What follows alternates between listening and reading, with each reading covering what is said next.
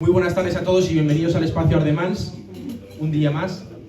Hoy vamos a hablar de la historia criminal del Partido Socialista con Javier García Isaac, que es el autor del libro que presentamos hoy, y con Fernando Paz.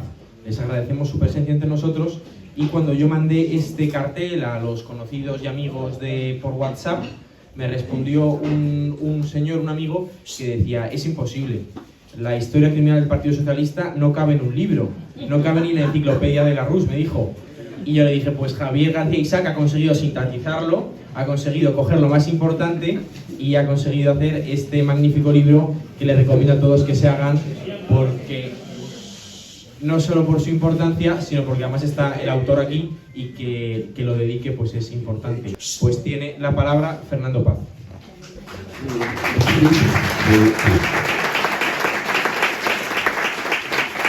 Muchas gracias, Asís, y muchas gracias también por haberme reventado la primera gracia de la noche y consistía en decir que el gran mérito de Javier era haber condensado en un libro la historia criminal del PSOE.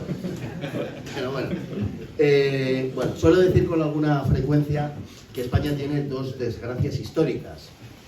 Una es el anticiclón de las Azores y la otra es el PSOE. El primero parece que lo vamos solucionando, pero lo del PSOE no tiene pinta.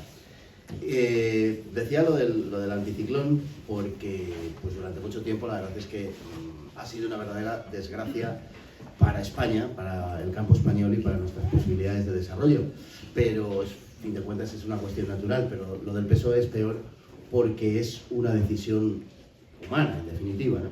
El PSOE ha sido y está siendo el gran lastre de nuestro país.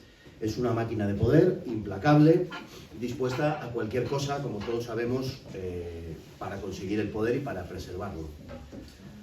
Por eso el título del libro de Javier, que es en verdad muy bueno, el libro, digo, es lo único que cabría poner un pero, ¿no?, a esta obra. Digo porque criminal y PSOE juntos en el mismo párrafo es un pleonasmo, ¿no? Pero no había otra manera de titularlo y al final pues hay que terminar concediendo que incluso el título es también acertado. Bueno, el PSOE, como sabemos, ha estado ligado al crimen, al delito, a la amenaza, a la mentira, a la demagogia, que es a lo que se ha dedicado siempre, además de fomentar el odio y la división entre los españoles, que es una tarea en la que sigue afanado en nuestros días con verdadera fruición, hasta el punto de que nuestra supervivencia como nación pues verdaderamente está ligada a la desaparición del PSOE como un hecho necesario. Bueno, pues hecha esta declaración de principios, vamos a pasar ahora a hablar del libro de Javier García Isaac, que es lo que nos convoca hoy aquí, y que es quien explica en su libro justamente lo que acabo de decir. Y puesto que hablamos del PSOE, Javier, pues qué mejor, ¿no?, que empezar con José María Aznar. ¿Qué te parece? José Que María... recientemente nos ha obsequiado con una añoranza de Felipe González, ¿no?, de esta de que resulta que con González vivíamos mejor, o sea, se ha dicho, y que lo prefiere mucho antes que a Santiago Abascal. Es que el centro reformista es excesivamente tonto.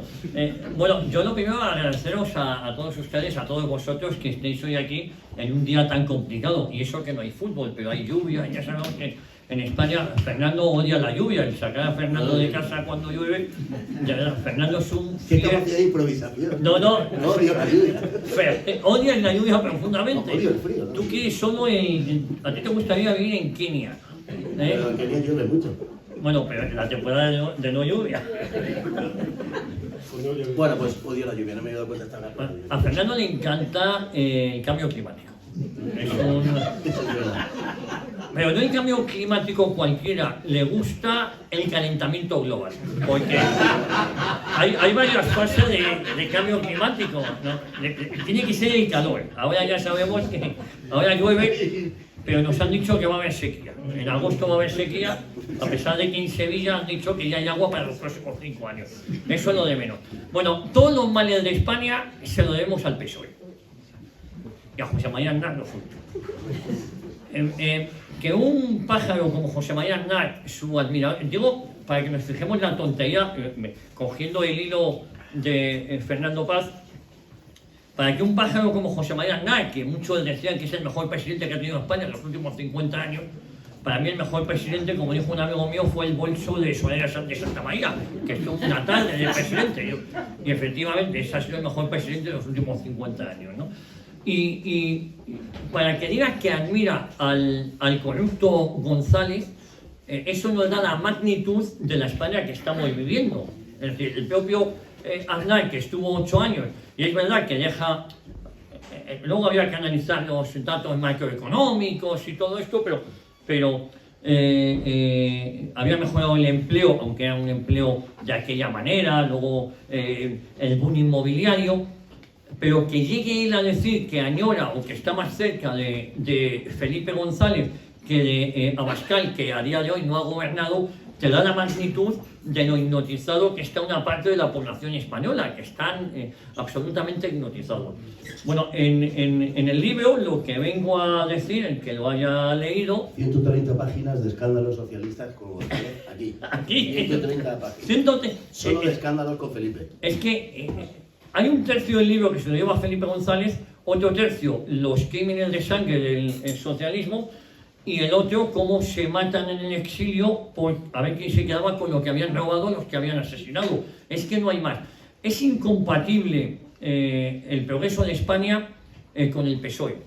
Yo, el gran mérito de este libro, la culpa la tiene Luis Valiente, que es el editor, que habíamos pensado un libro sobre la historia del PSOE y tal, y llegó un momento que dijimos, oye, es que la historia del PSOE solo tiene una, que es criminal y corrupta. Y es verdad. Hubo amenazas de secuestrar la elección, de prohibirla, de querellas por el título. No hemos recibido ninguna, porque todo lo que contamos en el libro está tan documentado que mucho de lo que ahí decimos sale de sus fuentes. Porque el problema es que ellos se sienten orgullosos de sus crímenes. Así, la ley de memoria histórica ha sido un intento para intentar borrar sus huellas.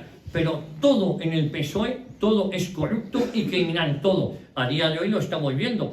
Pero a lo largo de toda su historia, desde la primera aparición Fernando en las Cortes, en 1910, tenían un diputado que era Pablo Iglesias Pose, el fundador, hablo de 1910, como el 7 de julio, en la primera intervención que hacen en el Congreso de los Diputados, es para amenazar de muerte a uno de los líderes del Partido Conservador, Antonio Maura. Ojo, 2 semanas después, Antonio Maura tuvo un atentado, salvó la vida milagrosamente en una estación de tren. Es decir, que solo ha habido una época que, si uno analiza, podría ser mirado pues con cierta...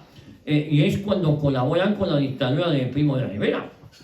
Efectivamente, Largo Caballero venía a ser una especie de secretario de Estado de Trabajo y tal. Pero uno analiza y por qué lo hacen, y lo hacen para acabar con la CNT. No lo hicieron por el trabajador o por España, lo hicieron por la competencia de ver quién se quedaba pues con las fábricas, con el monopolio del sindicalismo, y por eso colaboraron con Primo de Rivera. Luego le dejaron también tirado a Primo de Rivera. Y no ha habido nada, absolutamente nada en el PSOE que sea digno de reseñar más que el robo y el asesinato y la corrupción. Es más, para luchar contra una banda terrorista, organizaron otra banda terrorista. No, teniendo todo el poder, una mayoría absolutísima, esto me recuerda a Mariano Rajoy, fueron incapaces de utilizarla para el bien, ¿no? Bueno, hasta ficharon al ex-juez prevaricador Baltasar Garzón como acto de limpieza y pureza, y aquello les salió mal porque acabó siendo expulsado de la carrera judicial por prevaricar. Es decir, no dan una, ¿eh? Porque ellos querían neutralizarlo, digamos así, y a él le dominaba una ambición irrefrenable. Y entonces pues las cosas como que no se... Han hecho las paces ahora, ¿eh?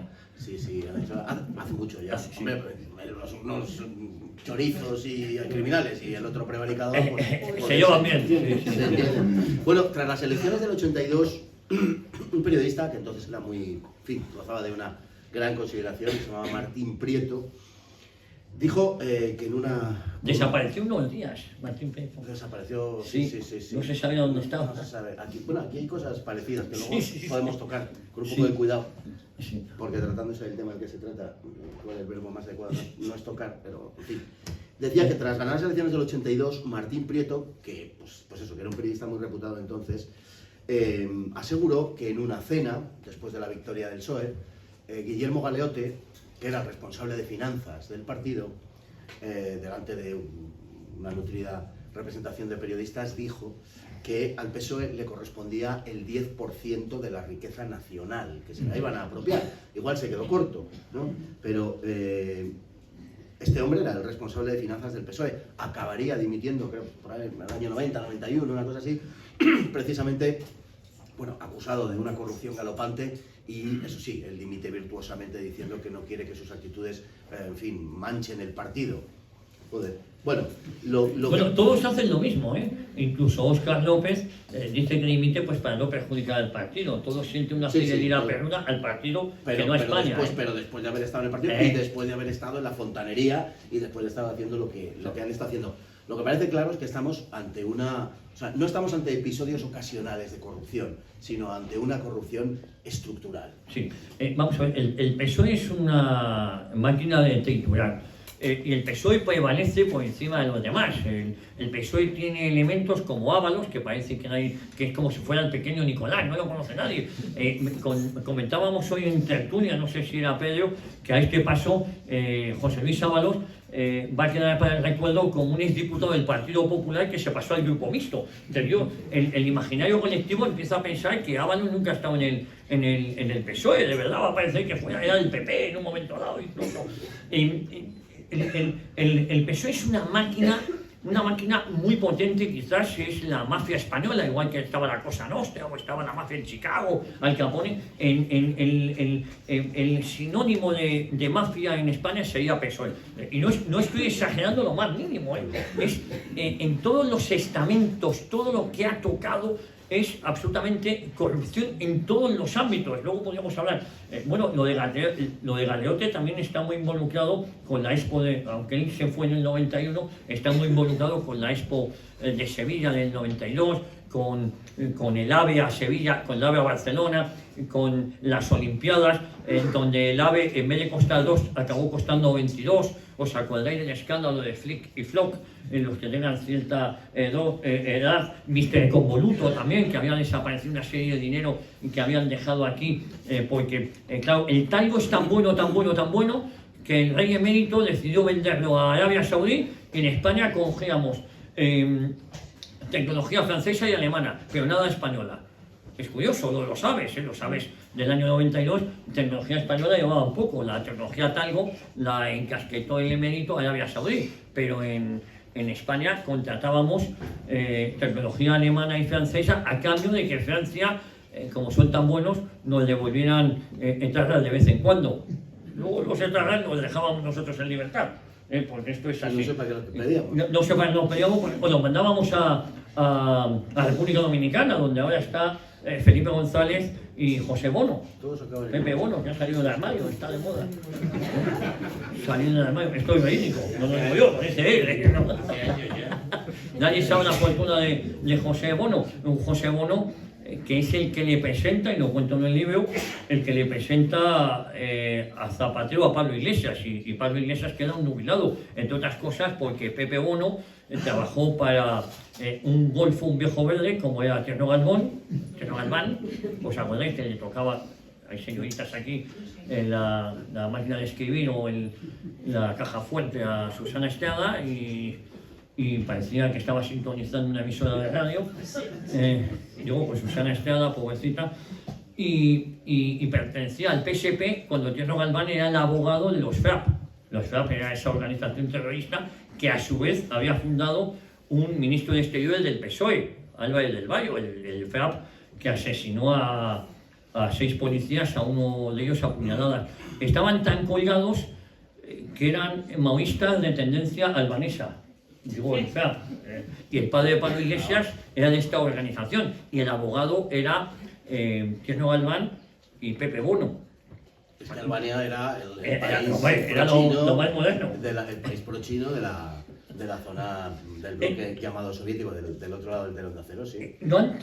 El PSOE... Sigue quedando algún maoísta por ahí, ¿eh? Sí, pero porque no sabe ni quién era Mao. No, bueno, sí. Me refiero en los medios de comunicación.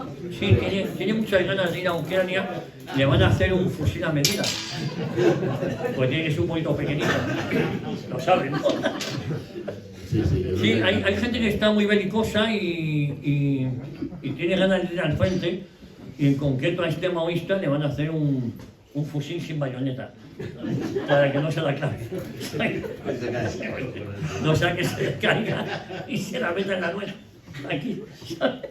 Bueno, sí, un gran tipo. Bueno, decíamos ayer que estamos hablando de corrupción, pero sí, toda la corrupción al final, del tipo que sea, tiene una base previa moral. O sea, hay una corrupción moral previa y eso conduce pues, a distintas formas de corrupción. Y el PSOE es esencialmente un partido corrupto y esa corrupción comienza por justificar o por considerar y actuar de esa manera que el fin justifica los medios, ¿no? Y siempre ha actuado de esa manera. Antes de la Guerra Civil, y esto también es actualidad gracias a Pedro Sánchez, o sea, hoy hablar de la Guerra Civil, de la República y tal, es un tema de actualidad. Fascinante. Bueno, pues antes de la Guerra Civil el PSOE ya había manifestado abiertamente que estaba dispuesto a lo que fuera, que carecía de toda moralidad y que al relativizar su apoyo a la ley, por muy democrática que fuera la ley, pues eso, que en fin, apoyar la ley y acatarla o rechazarla o no cumplirla, lo haría o actuaría en función de si era conveniente para sus fines. Se dijo así públicamente por parte de aquel PSOE casi de la época fundacional, podemos decir. Bueno, es que llegan nuestros días, yo creo que no engañan a nadie, pero bueno, ustedes saben que hace poco decía algún votante socialista que la verdad la mentira eran conceptos religiosos, con lo cual ellos lo aceptan, no importa que una cosa sea verdad.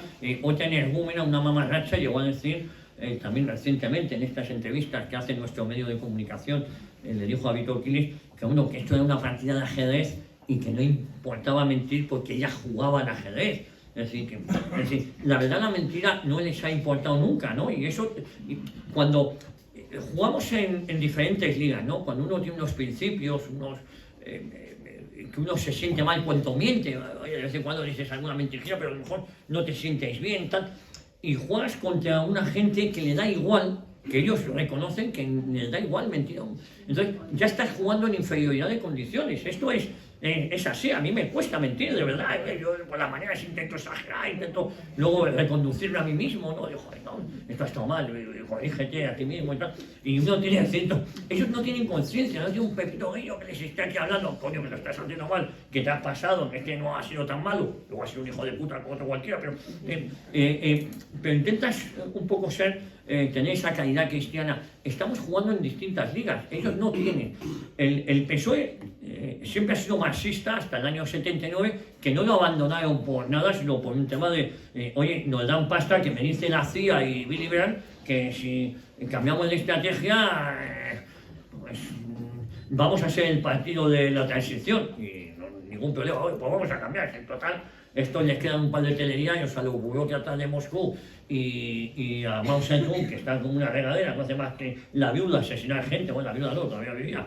No, ya había fallecido en el año 79. Y la banda de los Cuatro y tal, una banda de asesinos, y dice, bueno, oye, pues ya dejamos de ser marxistas, pues ya no queda nadie, ¿no? Y el Hoxha de Albania está como una regadera. Bueno, no hay ninguna cuestión ideológica.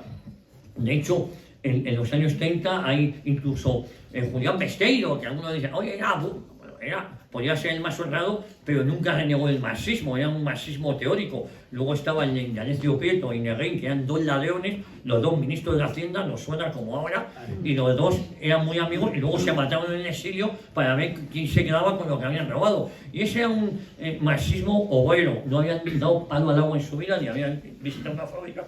Y luego estaba el marxismo revolucionario, que era el de Largo Caballero. Ese eran las tres patas del PSOE, los tres marxistas, lo único de Julián Besteiro, que quería llegar al poder, con métodos democráticos, pero para instaurar la dictadura del proletariado. Nunca lo negó el propio Besteiro, ¿no? En la primera fase, luego él se desentendió de todo eso porque vio que era una locura. Que era la locura, que era todo este asunto. Y bueno, en definitiva, Besteiro era un buen hombre. Sí.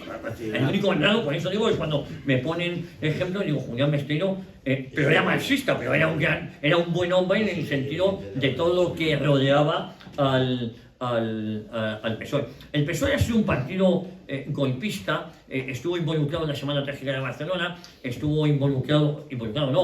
fue el autor del golpe de Estado de 1934. En una charla que tuve con Fernando hace relativamente poco en Albacete, comentábamos que si se hubiese ilegalizado al Partido Socialista en 1934 posiblemente no hubiese habido guerra civil. Ese es uno de los dramas de este país.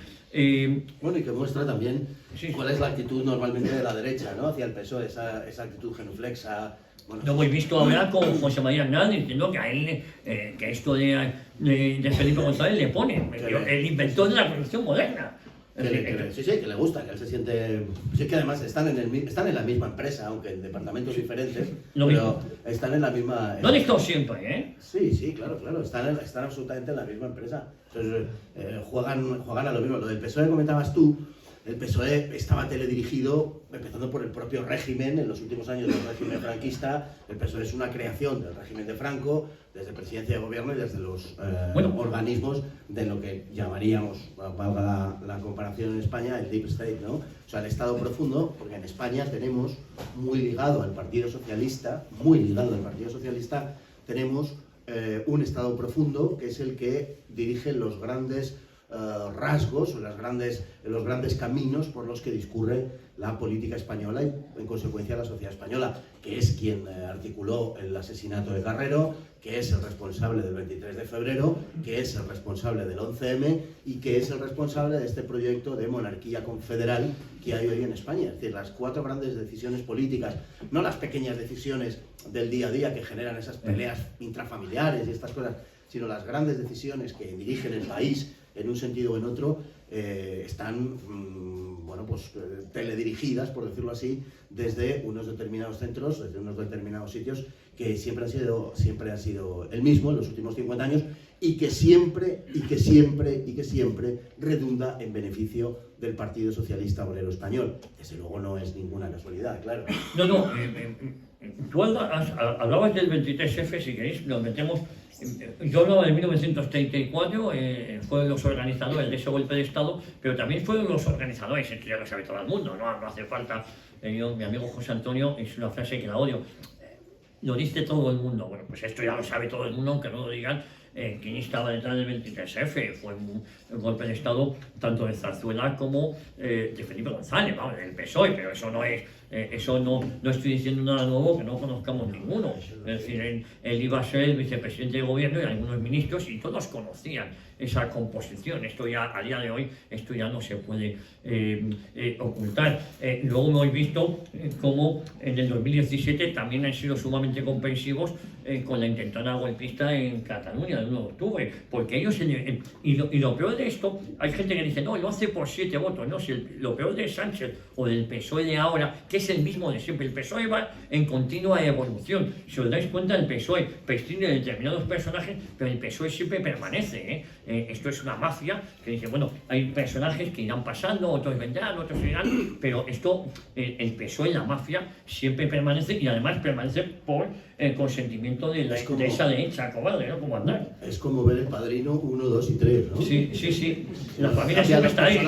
Marlon Brando se muere, ahí entre los tomatillos y tal, pero luego viene Al Pacino, que nadie contaba con él porque es el único honrado de la familia y tal, y se acaba haciendo cargo de la familia. Bueno, aquí, salvo por lo de honrado, que no van a encontrar uno, pero salvo eso, el PSOE funciona igual. Pero fíjate, tú comentabas como el PSOE, es verdad que hay una época nueva que es el PSOE de 1977, que es el PSOE de la CIA, de los servicios secretos del posfranquismo, lo cuento en el libro, y es el PSOE de la Internacional Socialista. Todos se ponen de acuerdo y cogen a los niños del régimen, a los niños, la mitad de los padres falangistas, algunos, como el de Rubalcaba, pues alcalde de Guedo, de San Pedro de San Pedro, si no me equivoco. Entonces, cogen a niños de papá, el de la tortilla, que era muy divertido, se reunían ahí a comer una tortilla, joder, nos persiguen los grises, y luego se le metían en el talego, venía papá, ay, que salga para afuera, tal, y no pasaba absolutamente nada, porque no estaba prohibido ser comunista, estaba prohibido llevarlo a la práctica, claro, llevar a la práctica el comunismo es asesinar a gente, para imponer y eso es lo que estaba prohibido, pero no, había, la Facultad Española por la Iglesia estaba lleno de catedráticos marxistas, todo el mundo los conocía, de actores marxistas y comunistas y no pasaba nada. El problema es que tú eso lo llevaras a la práctica, ¿eh? Entonces, el que lo llevaba a la práctica, pues eso sí que estaba prohibido. Yo creo que fue un error del régimen, porque tenía que haber estado prohibido todo, absolutamente todo en este sentido. Esa despolitización a la que nos condujo al régimen, pues nos hizo pensar que esto de ser maoísta, la gente era gilipollas, no sabía lo que era ser maoísta, era ser moderno. No, yo no soy soviético, yo soy maoísta, no sabía lo que era aquello, como si eso fuera demócrata o algo así. Por lo visto se ligaba mucho. Sí, no, eso sí, porque luego había unas locuras, luego todo acabó mal, ¿eh? No acabó mal, porque lo de mayo del 68 fue un mal experimento también, todo acabó tremendamente mal. Pero digo que Felipe González, al que tanto admira Aznar, empieza robando, y lo primero que roba son las siglas.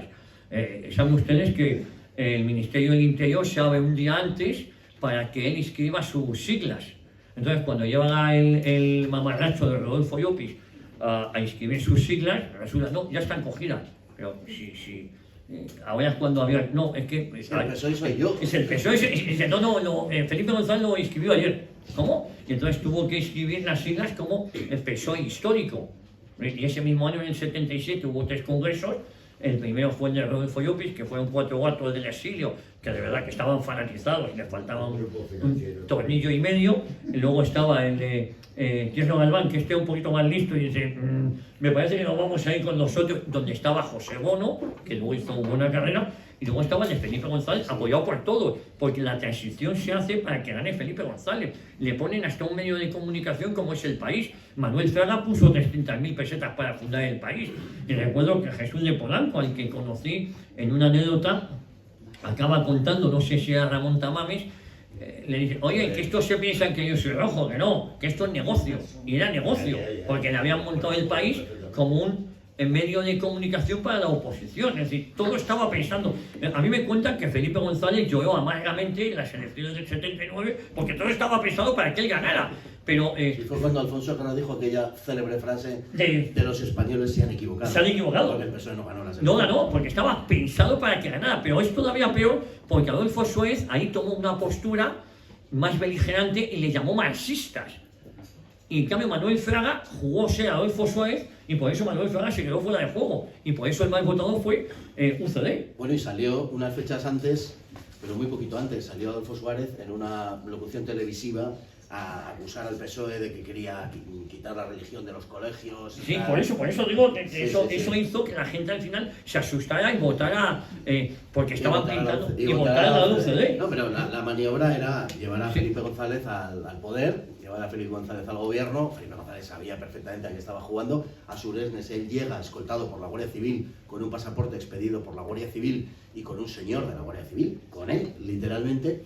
Es una maniobra que se monta para acabar de expulsar a los de Rodolfo Llopis del PSOE y para refundar un PSOE de la mano de una serie de personajes que estaban teledirigidos desde el régimen, de tal forma que el Partido Comunista, que era la gran preocupación en aquel momento del régimen y de Estados Unidos era quien había diseñado la transición y quien tenía mayor interés de que el Partido Comunista naturalmente no encajase en el nuevo diseño, pues digo que el Partido Comunista no tuviese representación. De hecho, antes de la legalización, en el otoño del 76, Felipe González habla con Adolfo Suárez y le pide por favor que no legalice al PCE hasta después de las primeras elecciones, para llevarse Felipe González todo el voto de izquierda. Claro, Suárez era un hombre escasamente ilustrado, no había leído a confesión propia absolutamente nada, excepto Papillón, que era una novela muy de moda en la época. Lo llevaba muy a gala, ¿eh? Lo llevaba a gala, que había leído Papillón. Y decía entonces, Abril Martorell, que era su mano derecha, decía, ahora que Adolfo ha roto a leer, y era porque había leído Papillón. Bueno, pues Suárez, que era como era, pero que de tonto no tenía un pelo tampoco, le dijo a González que de no legalizar el PCE, nada, porque claro, si toda la izquierda votaba a Felipe, obviamente el presidente de gobierno iba a ser él, ¿no? Pero toda la maniobra va destinada a bloquear el acceso del Partido Comunista al gobierno, a que tenga la menor representación posible, a que el Partido Socialista Obrero Español, convenientemente, como es lógico, domesticado. Después, efectivamente, en el año 79 juraría Felipe González del marxismo cuando dijo aquello, una de aquellas cantinfladas de Felipe González, hay que ser socialista antes que marxista, que ya veías tú lo que quiere decir eso. No lo sabía él. Bueno, él sabía lo que quería. Él lo que quería. Sí lo sabía, pero sí sabía lo que quería decir. Y al final, bueno, pues había un pacto ahí al que se presta el PSOE, lógicamente, que es el primer beneficiario, intenta en las elecciones del 79 fracasan, lo intentan el 23 de febrero, donde Felipe González, como todo el mundo sabe, el PSOE no tenía nada que ver con el golpe de Estado, solamente que Felipe González era el vicepresidente previsto, pero vamos, que si van a nombrar a alguien vicepresidente de un golpe, seguro que no le han preguntado antes, oiga, ¿usted quiere ser vicepresidente? No.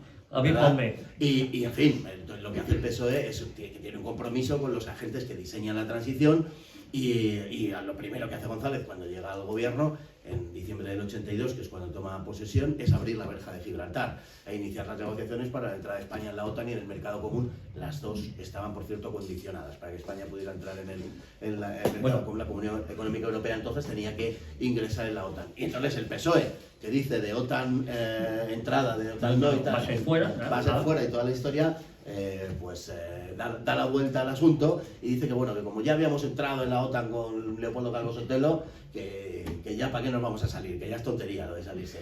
No. Y en definitiva es un artefacto y es un producto norteamericano, alemán y español. Y digo alemán por el asunto de lo que has comentado tú antes de la financiación del escándalo Flick, ¿no? Un multimillonario alemán, el número uno de las fortunas alemanas en aquel momento, que, Flick, que es un tipo que soborna a toda la clase política alemana entera, de derecha a izquierda, la CSU, la CDU, el Partido Liberal, los socialdemócratas, todo lo tiene absolutamente sobornado, todo lo tiene absolutamente comprado, como luego se demostró en Alemania.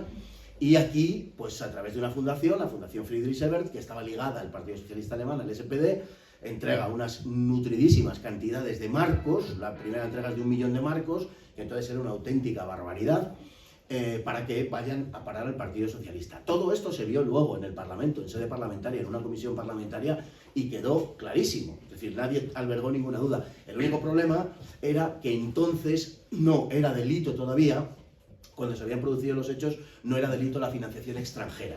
Y en consecuencia no se pudo condenar a Felipe González al asunto por esa razón. Bueno, por esa razón y porque al tener la mayoría absoluta Felipe González tenía la mayoría en las comisiones y las comisiones bloquearon el asunto y dijo que no se vota.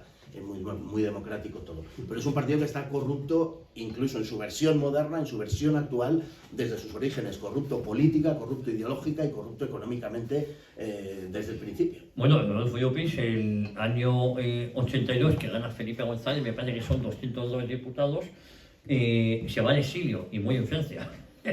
Ganan los suyos y él se va al exilio porque considera que les han robado, ¿no?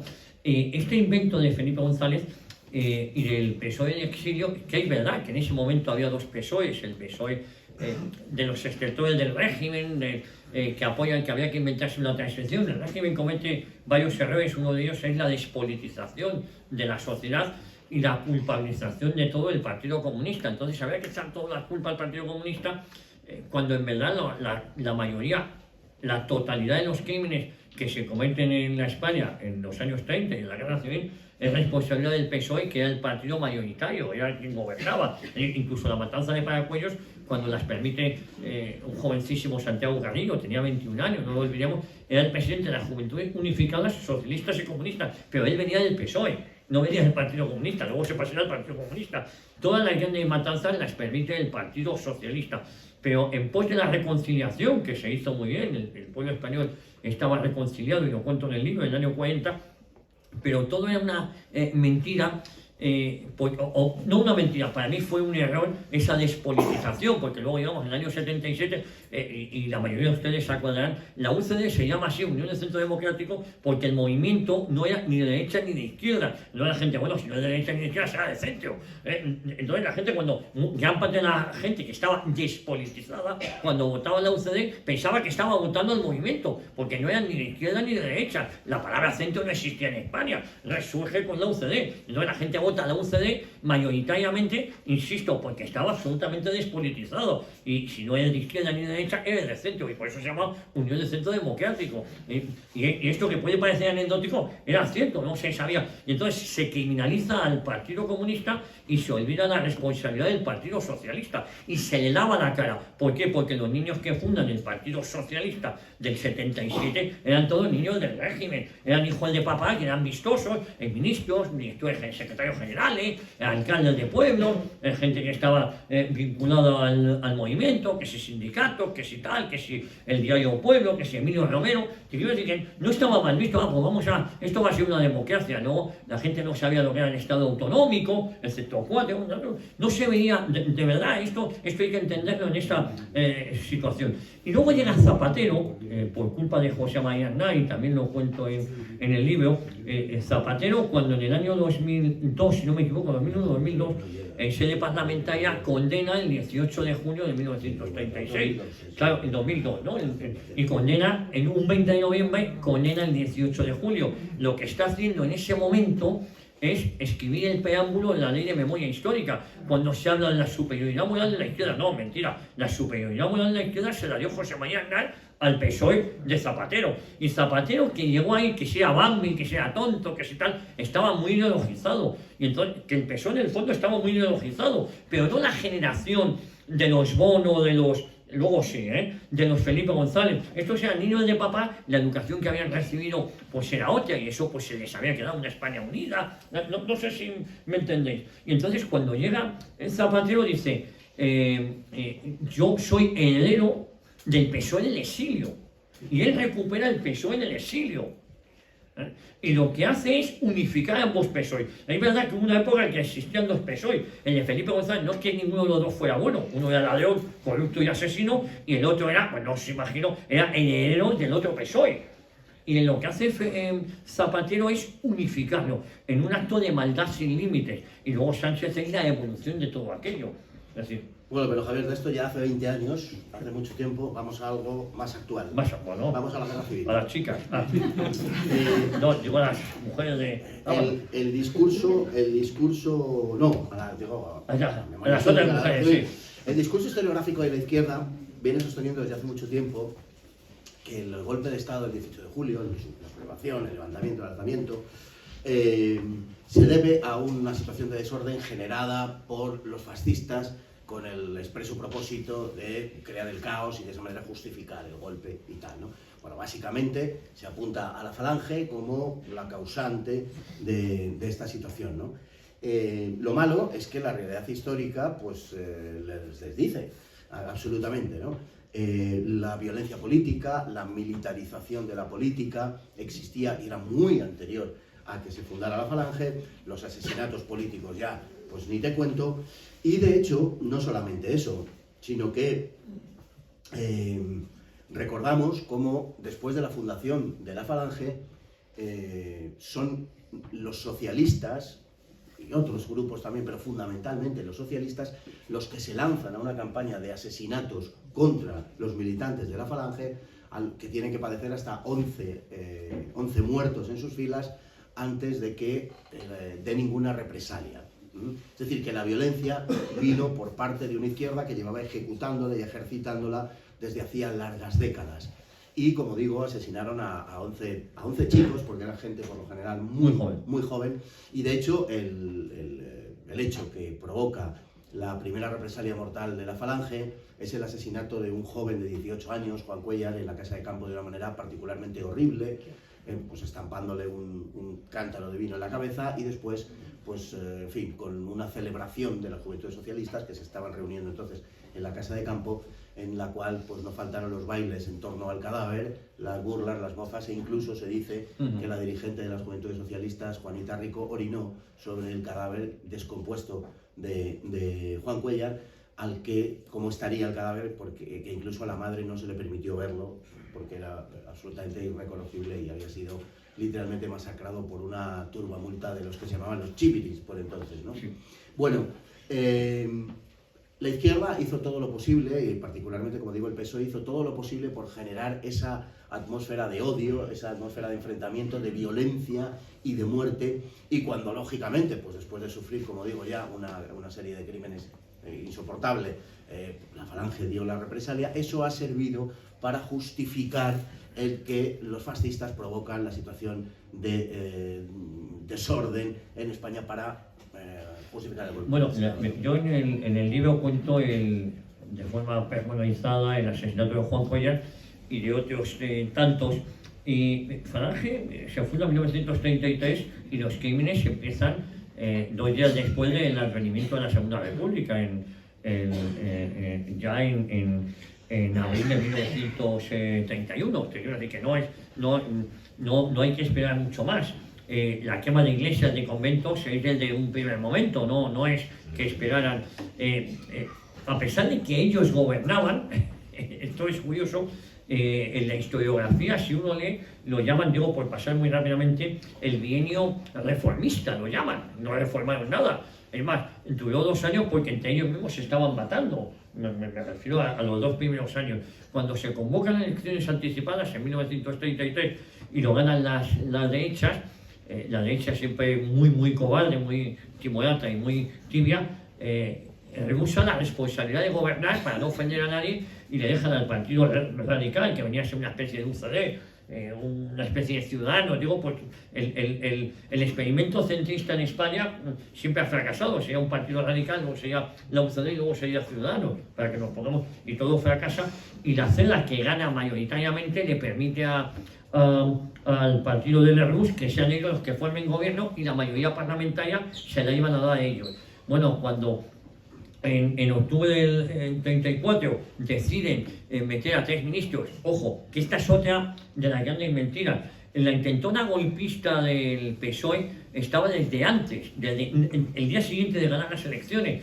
Se habían visto cómo había armamentos o arsenales en la ciudad universitaria, en Sevilla, en Pruria, en Asturias, pero esto un mes antes de que la CEDA decidiera incorporar a 3 ministros, además de un perfil más o menos bajo. Estaban esperando cualquier excusa para lanzarse a lo que ellos llamaban la revolución, porque ellos, lo de la democracia burguesa, la verdad es que poca gente creía en la democracia burguesa, porque todo el mundo achacaba a la democracia burguesa liberal, como la conocemos, la causante de la Primera Guerra Mundial, con lo cual hay que entender la situación en la que estamos viviendo. Ahí la modernidad no era ser demócrata, ahí no había nadie demócrata, quizás la CEDA y de aquella manera, o el partido de Lerroux, a lo mejor creían en esto, en la democracia liberal, pero lo moderno era ser o marxista o ser fascista. Y es verdad, eso nadie creía en democracias liberales. Es que ahora el PSOE nos vende una imagen de que ellos eran defensores de una cosa, yo no defiendo eso, es que es mentira, nadie creía en eso, ¿no? Ni uno ni otro.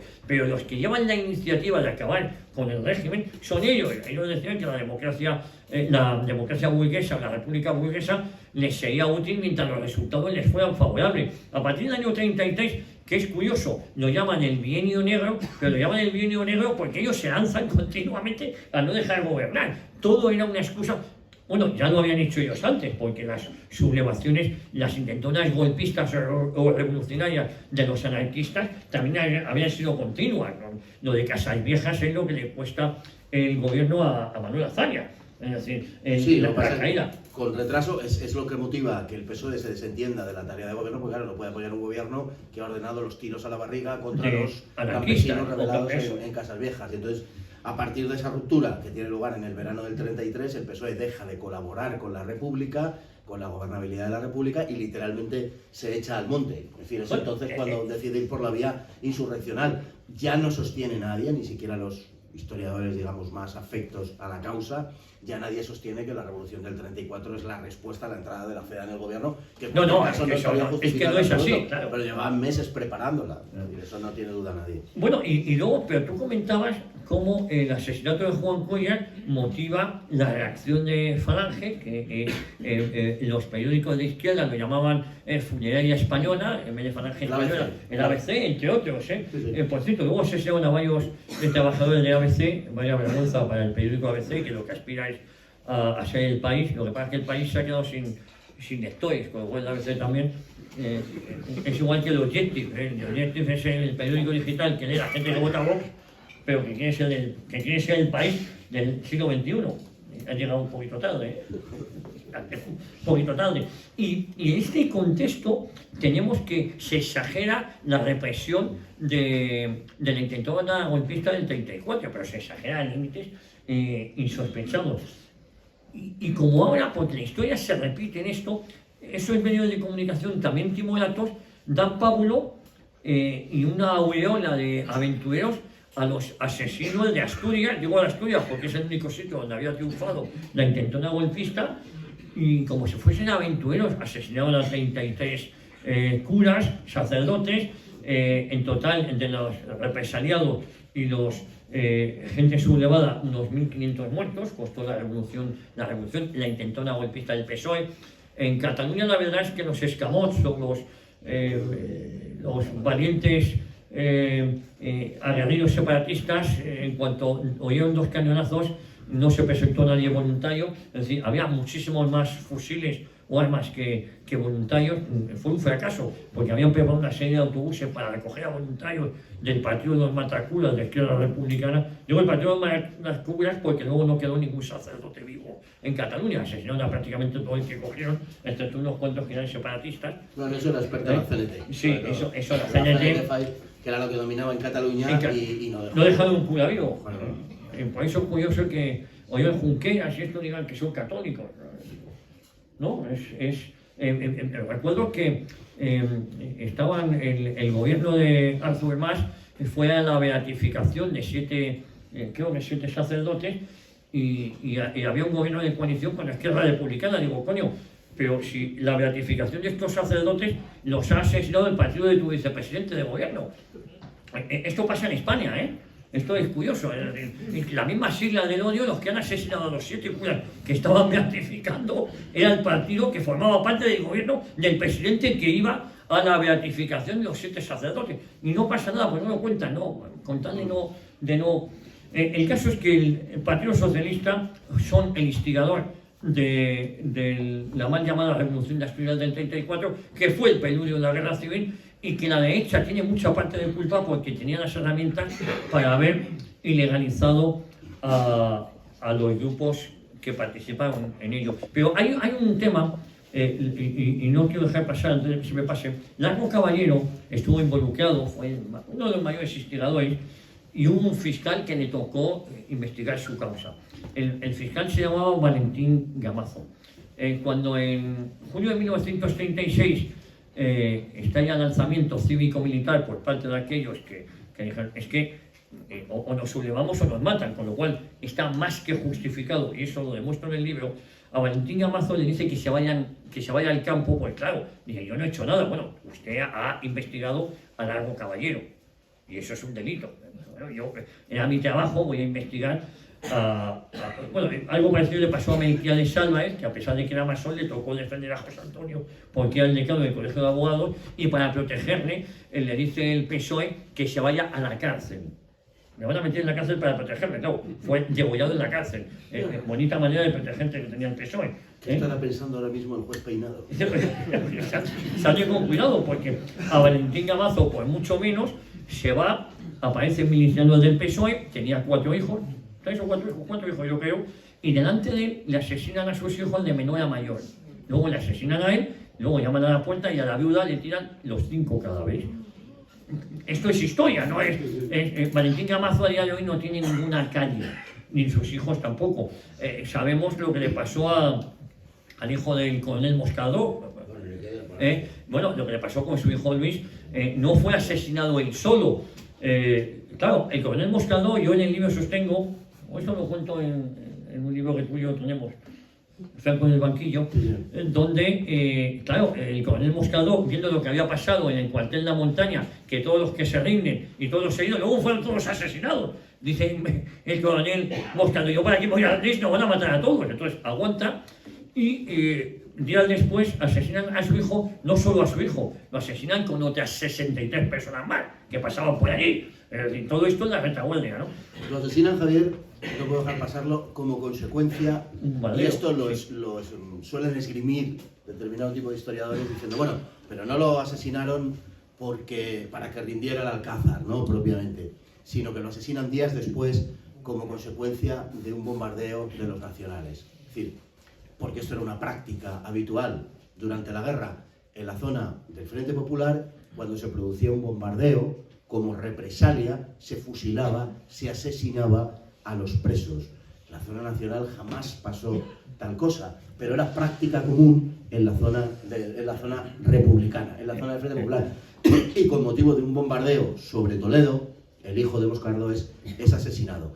Quiero recordar aquí que los bombardeos son, desgraciadamente en nuestra época, moneda común, y es algo que está admitido que se puede bombardear, sobre todo en determinadas circunstancias, población civil. Pero además, en este caso, se trataba de una plaza que era frente de guerra y, por lo tanto, de acuerdo a las normas de la guerra, por supuesto, Toledo era un objetivo legítimo. Bueno, evidentemente les daba igual que el objetivo fuera legítimo o no lo fuera. Fusilaban a los presos a los que trataban como rehenes.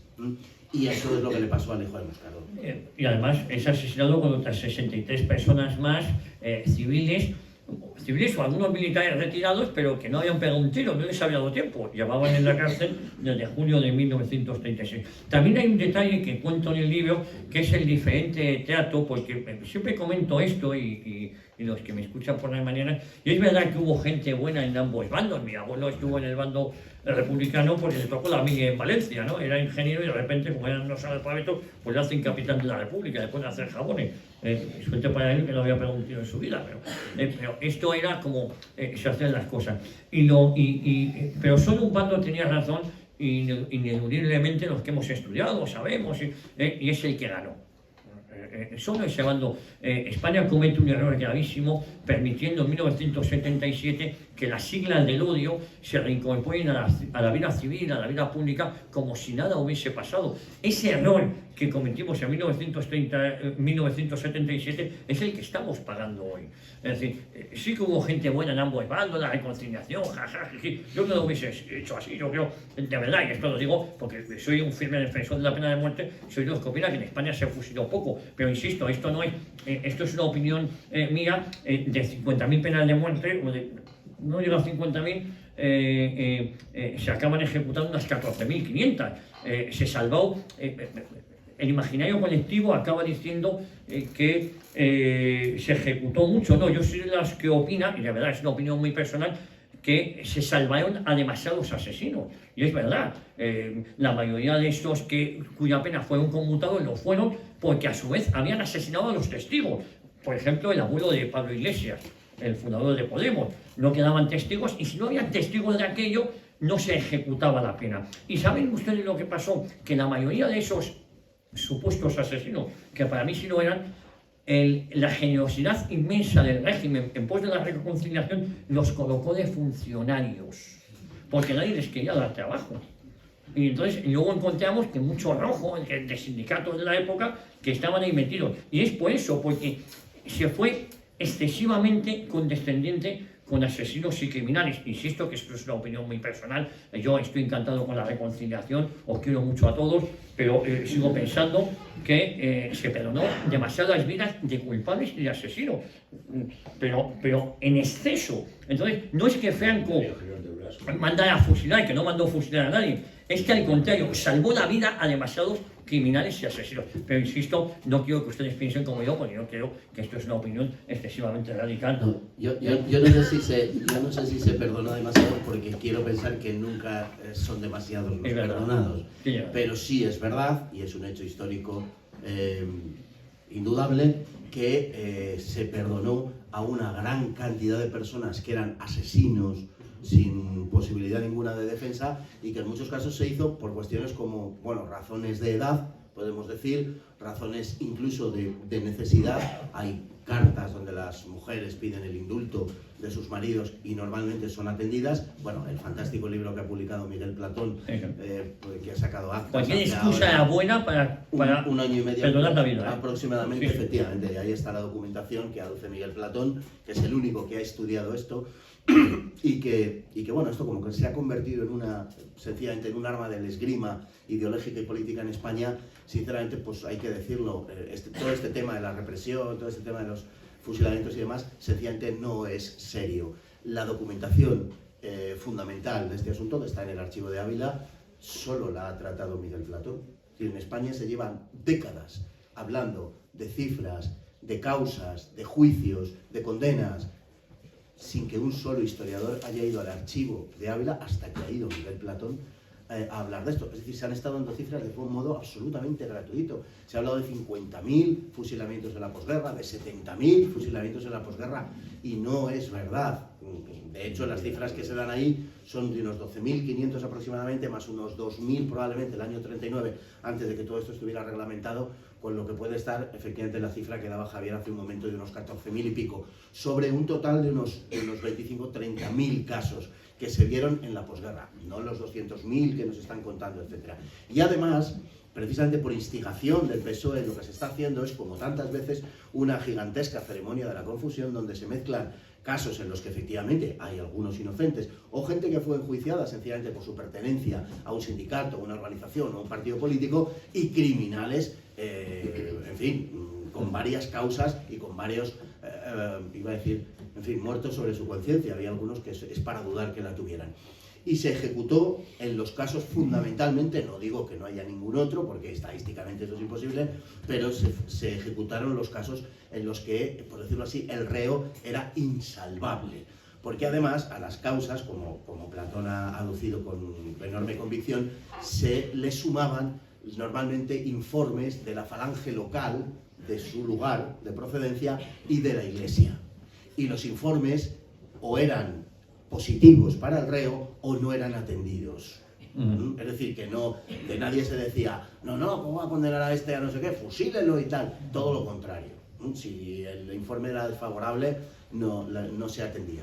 Entonces, quiero decir que las cosas han sido muy contrarias a lo que nos han venido contando hasta ahora, que es, como tantas veces, y por la razón que he apuntado antes de la investigación que Miguel Platón ha hecho, es una fábula. Sencillamente una fábula sin sustento historiográfico, ni documental, ni serio, ni sensato, y nos han estado engañando con todo este asunto. La realidad es que no entro ni salgo en si todos los fusilados digamos, tenían acreditado su condición asesina, aunque todo da a entender que sí, pero sobre todo lo que sí que hay que apuntar, como dice Javier, es que muchos de los que fueron exonerados, sin duda ninguna, eran absolutamente culpables, y de acuerdo a las normas de la época procedía la ejecución de esas personas. Eso es un hecho. Bueno, felizmente, en mi opinión, no se produjo ese fusilamiento, pero no porque no lo mereciese. Ahí está. Bueno, pues tenemos que discrepar Fernando y yo, en el número de fusilados. Tú hubiese fusilado menos, yo soy más simpático, hubiese fusilado más. Me parece que eso de simpático me lo atributo yo. Por cierto, gran mérito el que tiene Luis Valiente publicando estos libros que hacen honor a la verdad. Uno es Historia Criminal del Partido Socialista, y otro el de Miguel Platón, que no ha habido otro estudio que haga referencia a la represión de posguerra como el de Miguel Platón, que por el que Luis Valiente apostó, y lleva años hasta que ha visto la luz, ¿sabes? Bueno, una última cosilla te quería, porque tenemos que ir acabando, me dicen por ahí. Es que vemos un micrófono y no lo dejamos. Interpretado. Bueno, todo esto bueno, hemos contado, has contado tú una historia bueno, de una dimensión enorme, ciertamente, que ha influido en la historia de España, o que incidió en la historia de España de una manera francamente negativa. En España no hemos tenido un partido propiamente socialdemócrata al estilo europeo, hemos tenido una especie de mixtura argentino-mexicana, o sea, una cosa entre el PRI y el kirchnerismo, ¿no? Hasta arriba de corrupción, de putrefacción en todos los aspectos. Y pues por traer algo de actualidad, ya que hemos hablado de la Guerra Civil Española, además de esa actualidad tenemos que, yo creo que terminar pues viniéndonos al presente, ¿no? El Partido Socialista ha acabado, y no quiero ni pensar, por eso digo que de verdad que habría que disolverlo, porque yo ya no sé cómo puede degenerar más, pero será capaz, seguro. Ha dado en Coldo, en Ábalos, en Jessica, en los catálogos, en fin. ¿Qué nos puede esperar, Javier? Habiendo llegado a este punto, si el PSOE no desaparece, entonces PSOE 2037, ¿a qué se pueden estar dedicando? No, bueno, hacer negocios en la luna, seguramente, ¿no? A venderla por parcela. No, el progreso de España lo llevo comentando Fernando y así es mucho tiempo.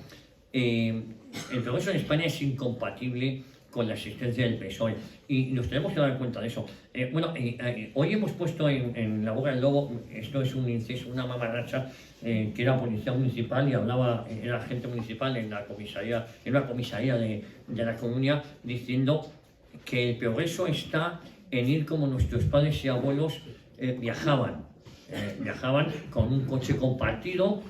Claro, luego la verdad es que se dio, viajaban en bicicleta o iban andando. Digo, la modernidad es volver a las cavernas, es volver para atrás. Y luego decían, podemos compartir coche con una aplicación que te abre. Yo, coño, mi padre y mi abuelo no conoció esto, de que el coche se te abría y se te movía. Es decir, esta gente nos quiere quitar absolutamente todo. Y esto no es la Agenda 2030, que también, esto es de ahora. El PSOE tiene una cosa que es arrancarnos todo, y está dispuesto a lo que sea. El problema de lo que hace el PSOE cuando cede con el separatismo no es que lo haga por obligación. Ojalá lo hiciese por obligación, no tengo más remedio, lo hago para seguir en el poder. No, es que lo hace por convicción, porque su modelo de España es una España dividida, una España confederal, con un rey o con una monarquía. Les da igual lo que sea, si siguen teniendo un jefe de Estado o una monarquía así, pues les vale de sobra, no van a poner ninguna pega. El problema del PSOE es que no lo hace por obligación, lo hace por convicción, porque esta es la España en la que no se quedan ustedes que están, es que si no lo harían. No, es que lo harían igual. Este es el problema. Este es el país en el que creen, no la España en la que creen, porque es un país que no es España. Eso es. O acabamos antes con el PSOE, y esto no hay ninguna falacia, digo acabar, legalizarlo por los kines, por la corrupción, filosófica o metafóricamente hablando. A mí esto de filosófica me encanta. O ellos acabarán con nosotros, pero no solo con metafórica o filosóficamente hablando con España, acabarán con nuestras vidas, porque no tienen ningún reparo, porque para ellos nos han cosificado a todos aquellos que les ponemos en duda. No somos nada para ellos. Entonces es urgente denunciar a este PSOE, que es el PSOE, es la evolución. Sánchez ha conseguido ya el estallido, la bomba atómica de todos los PSOE, que siempre han sido el mismo, pero han ido evolucionando, pero ya no saben dónde meterse, ¿no? Y además les da igual, echan de menos a Largo Caballero, echan de menos, además te lo dicen así de claro, es decir, echan de menos a gente que asesinaba sin ningún pudor, con lo cual les digo muy seriamente, o acabamos con ellos o ellos van a acabar con nosotros, y no filosóficamente hablando. Bueno, muchísimas gracias.